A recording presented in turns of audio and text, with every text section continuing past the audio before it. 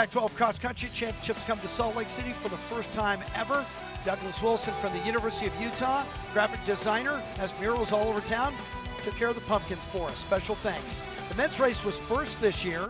Stanford was your defending champions.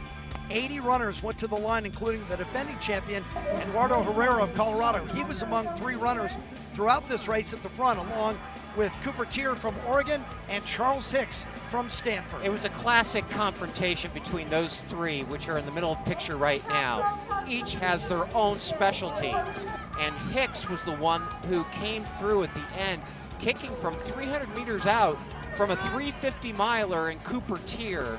And Charles Hicks, a 27:37 10,000 meter runner, wins the race for Stanford after being runner-up last year.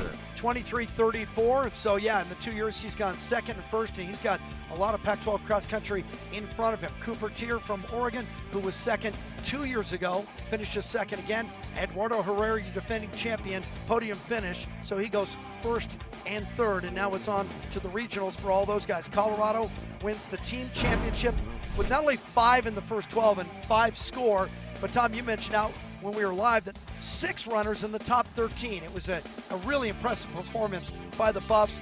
And for Mark Wetmore, the head coach, that was his 35th conference championship, but he wasn't done for the day. Moving to the women, where Stanford also was the defending champion.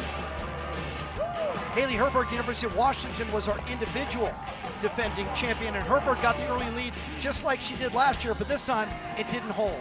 No, it didn't, and Abby Nichols of Colorado came in very hot. Right there in the middle. In the middle, first at pre-nationals, and she was the runner-up in the Pac-12 5,000, 10,000 this past spring. Not going to be runner-up in a Pac-12 championship today. She pulled away from Emily Venters and her teammate Emily Covert, and won going away in very decisive fashion. So Nichols wins it in 2025. As Tom mentioned, she was 8th last year, but she's coming off that pre-nats championship. So what a great month it's been for her. She wins pre-nats in Tallahassee, then comes and wins the Pac-12s in Salt Lake City. Her teammate Emily Covert is second. Emily Venters third for Utah. And then look, Johnson and MacArthur come in, so Colorado ends up with 5 in the top 12. Utah ends up second on the team side with 5 in the first 16. For Kyle Kepler in Utah, that's huge.